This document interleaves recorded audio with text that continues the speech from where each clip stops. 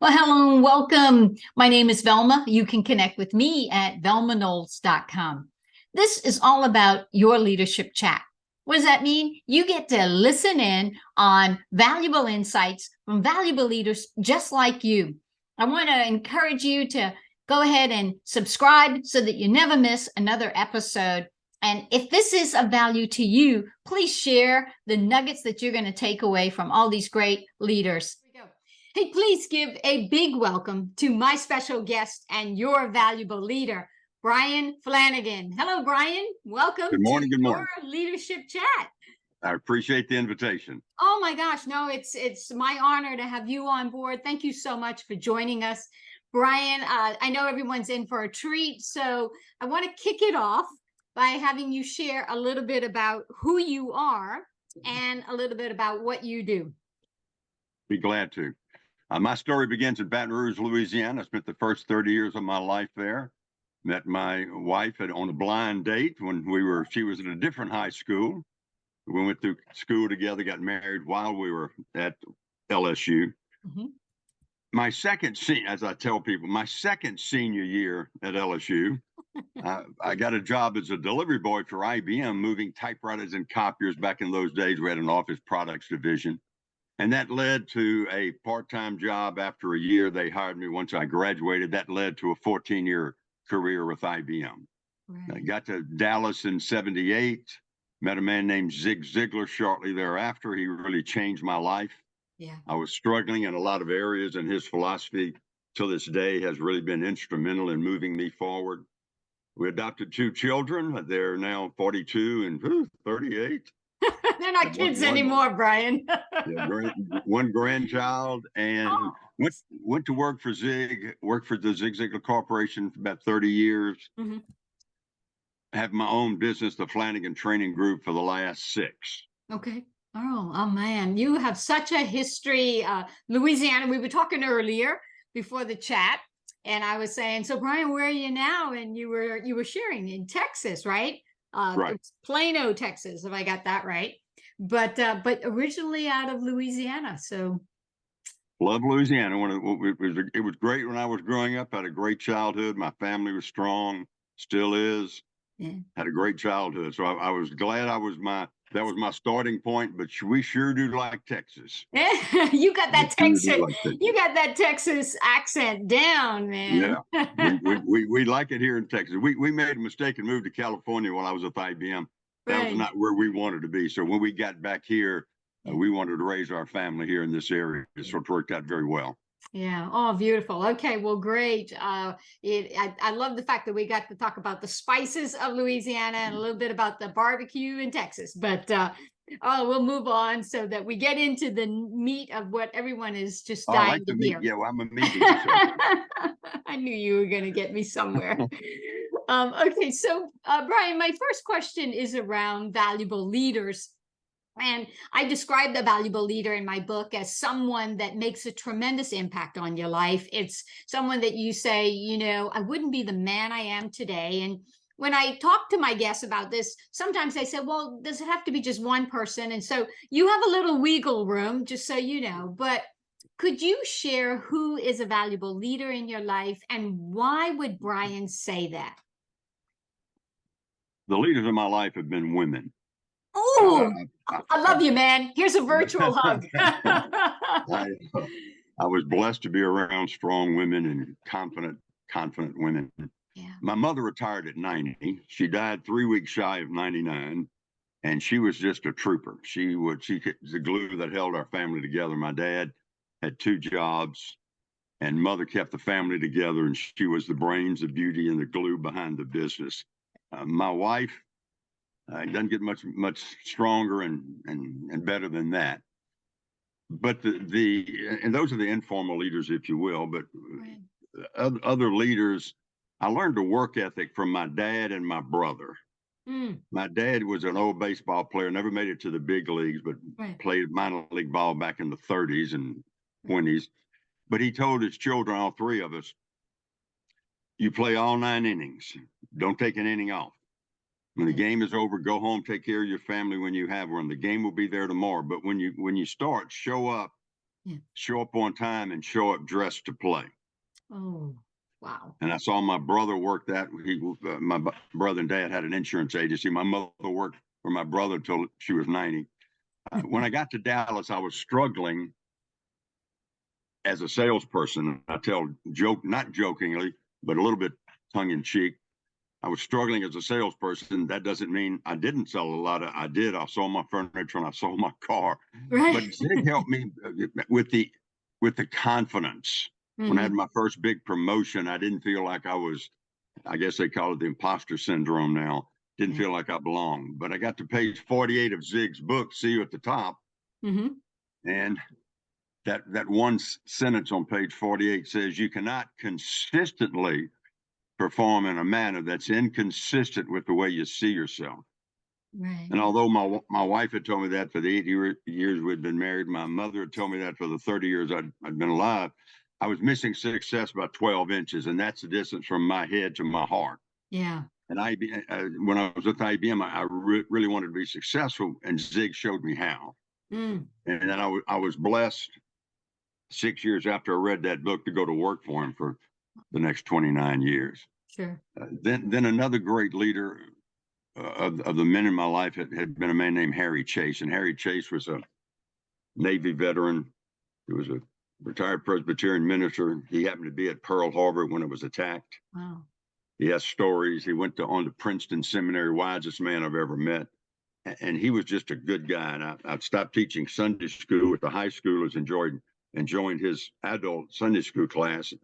And as far as a spiritual advisor, and my dad taught me to work. Zig taught me to how to live my life, and then Harry taught me how to pray. I guess Harry taught me how to share my faith and how to be a servant. Yeah. So those are and here's what I like about all those people. Not one of them wanted to be a leader in my life. Right. They wanted to be a friend. And when I work with people who are overly conscious about impacting people, I worry about that because I think that's ego involved. I think the intent behind your technique determines your ethics. And and Ralph White's one of my best friends. Bill Seeger's my now best friend. They never wanted to change me. They just wanted to be my friend. Yeah. And that's the link I see that's missing in a lot of leaders. They've got their priorities or their intentions a little bit misaligned. But the people that had the most impact in my life and never wanted to have an impact, they just want to be my friend. And from that, the impact came. Wow. Yeah. Oh my gosh. You already answered like number 3 or whatever. What a great. I mean, Bryan, I am just at a loss for words. And most people who know me, they know that I always got something That happens rarely. Yeah, right. But what a challenge to all of us to first and foremost just be your friend. You know that part of my leadership journey and my leadership development is under the mentorship of Dr. John Maxwell. And one of the things that John comes right out and says, every time he says, my name is John and I'm your friend. And I think it speaks to your philosophy and what you believe is the gap today is that, people just need to have first and foremost you to put your hand out and be their friend. Yeah, I think what I learned from Dad later on when he said, show up on time and show up dressed to play. Yeah. As a father, as a husband, as a friend, as a professional. What that means to me is that if you do that, you're available. And with all the stuff going on, I need people that are available because I got some pain in my life. And the people that are available to you, you can count on them. If not at that moment, they will get back. But being available, I think, is one of the traits that I've developed. At least it's kind of on the top of mind to me. Even though, as my wife says, you're available to a fault. How is this moving us forward? How is this moving your business forward? How is this moving you forward? Well, I don't know yet. Let's find out. Mhm. So again, an extension of a strength can become a weakness. And That's right. sometimes, as Cindy says, I'm available to a fault. Words from Cindy, words of wisdom there too. You do have to set healthy boundaries when you want to help others. You got to set some healthy boundaries because I believe and I know this for a fact. If you don't take care of yourself and those that you love first, it's going to be really hard for you to be able to be there for others. Yeah, who motivates the motivator? We kept asking Zig that, You're and of right. course, his wife did. I mean, Hmm. his faith and his wife. They had a great marriage. They were a great business couple while she worked in the business, and Right. obviously she stood right. I asked him one time. I said, "We're on a tour in this, I guess, the southern Pacific Rim. We were there for 6 weeks. So it was Zig, his wife, and myself, and we were doing seminars. And I would sit and take notes at dinner, at lunch, at Right. breakfast when we were traveling, when we were doing things. And he chased 16 different opportunities in 2 years. And I said, well, Gene, what were you doing when he was chasing those opportunities? Right. And she looked at me with a very serious expression and said, I was his wife. I was right by his side. And she didn't snap, but that's as close as I ever came to seeing her snap at Hmm. someone. But she was available for him. Who motivates Right. and motivate? He had somebody that would, as he would say, give him a checkup from the neck up. If Right. he got Right. if he got out of kilter, she had a way of bringing him back Right. And I believe that's what Cindy's doing for you. every day. Yeah, Check up from the neck yeah. up. I love it. Okay, so Bryan, let's move to I could talk to you on this just, and I'm sure everybody could say, no, don't stop, let him keep talking. But let's move on to the next question. And that is, when you understand who a valuable leader is in your life and you have been blessed. I mean, just blessed to have significant men and women, of all walks of life Oh yeah. in your life. And you've had such a fantastic, and you are having such a fantastic journey. And so my second question is, how are you paying it forward? How does Bryan make a valuable impact in the lives of others so that they could become valuable leaders themselves? Again, I'm trying to be available. So when Yeah. we finish this call, what I will do is there's a buddy of mine that I've only met this year Right. who has a group of professional CEOs that are small companies. He's kind of a peer advisory group, and I've made myself available for their luncheon speaker. Oh, wow. And I don't know if it'll turn into anything. That's a one way to promote myself, obviously. But Right. I traveled so much until the pandemic. I was traveling for 36 years. It wasn't every week. It wasn't Monday through Yeah. Thursday. But I didn't control my calendar. When I saw how my wife handled the house during the pandemic, I said, "Ooh, I've missed something. I've been a spectator." So because of that, and I haven't been able to give a lot back to my community because I've been on the road, that's Mm, one of the things I'm doing now. mm, As I wind my career down, I would like to spend more time in Dallas and not on a plane. So I'm trying to build a book of business to end my career here in the North Texas region. right. With that comes a desire that I have to be open to people who have invitations. Yeah. The old adage is, do you believe in free speech? Sure, well, come give one. And that's what I'll be doing. And I do that because I feel it is a way of giving back. I've Yes. had a lot of help being successful. I'm a sales guy. One of the reasons I love selling, it's an individual sport, but I've never been successful in a vacuum. Yeah. And all these people have contributed, and now they say, I've got a church group, I've got an association, I've got a meeting with no budget, which sure, if that's the right thing to do, if I fit, I Mhm. try to be available for that.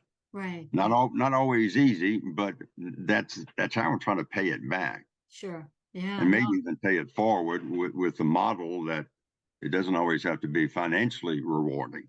Right. Right. And you're being very humble because I know, personally we have a mutual colleague and you're doing it today. And I know you pour in to others and you're pouring into all the listeners and I'm just soaking it up. So I'm the sponge on this side. Well, we're Uh, like-minded in that respect. Yeah, well, thank you. But I'm at the stage of my career too where I understand the difference, and I wish I would have known it sooner between success and significance. And you encourage me just for being on here to give more in the sense of being that significant player in the lives of others, and as we both build our business. But thank you for that, and thank you for your time today. I truly am so grateful for that.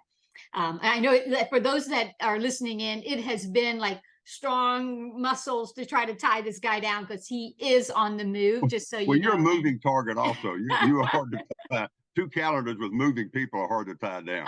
Exactly. Well, so we're in for it. Okay, so Bryan, not that you have not already done it, but I would love for you to just take a moment and give one big takeaway that you said, Velma, if I could share one thing with the listeners today, wherever they are in their walk of life, their season, whatever they're going through, this is one thing that I would tell them that could help them become more valuable personally in their life and professionally. What would that big takeaway be, Bryan? Well, the second one I would say would be define your non-negotiables. Okay. What won't you bend on? And that may be from integrity, that may be on time away from family, that may be Zig did a great job of defining his boundaries like that.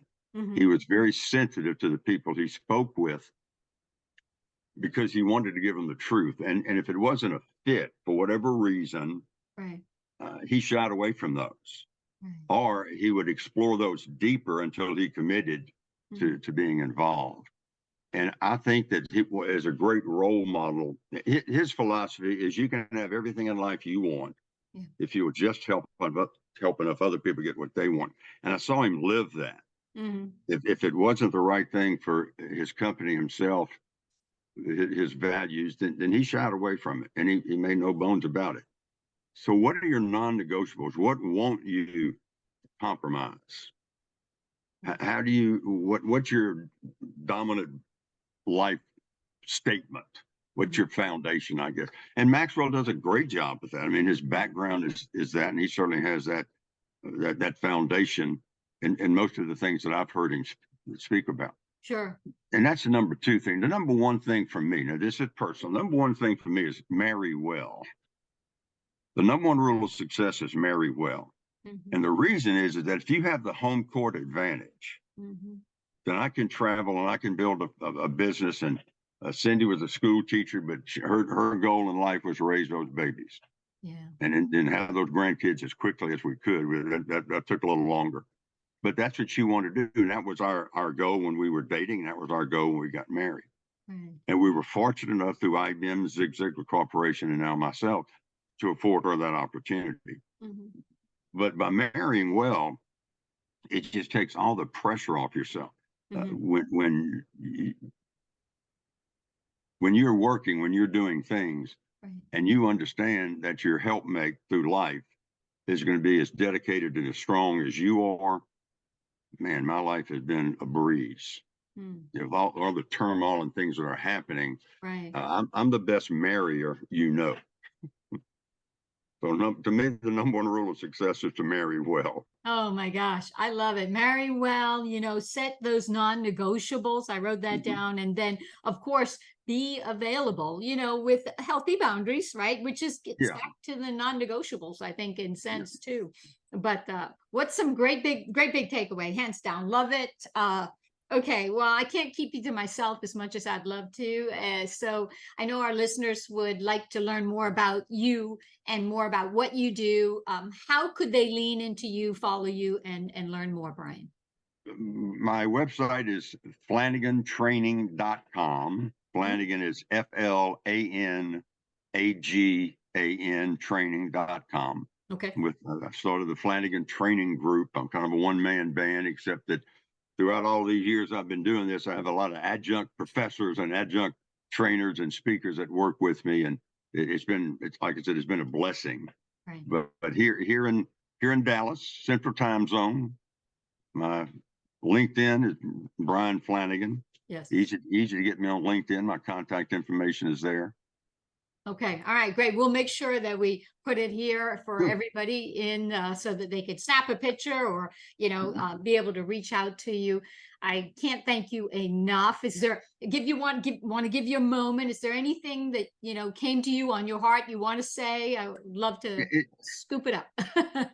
Yeah, we're still in the people business. I work with a lot of college students on university campuses who are in the sales programs. They're going through a marketing class, but they have to take selling as in a 3-hour introduction of sales. And then sometimes they can concentrate. There's several places in Florida. Florida State has a great program. UTD Dallas has here. But I think what these kids are doing, we've got high tech but low touch.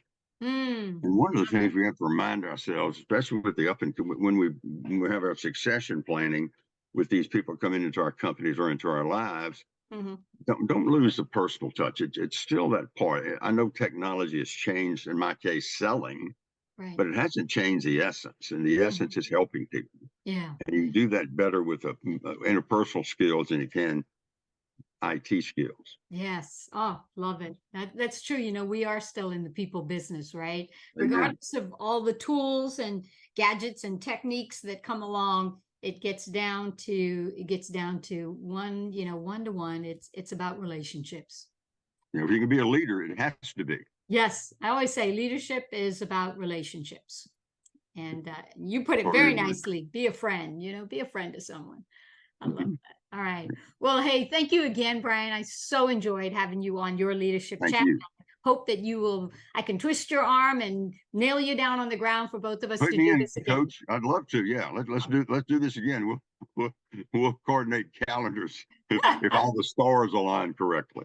All right. Sounds great. Thanks so much, Well, Bryan. thank you. All right. Hey, thanks so much for watching another episode of Your Leadership Chat. I hope that you've enjoyed this video. Make sure that you hit the subscribe button here and tap that bell icon so that you never miss another episode.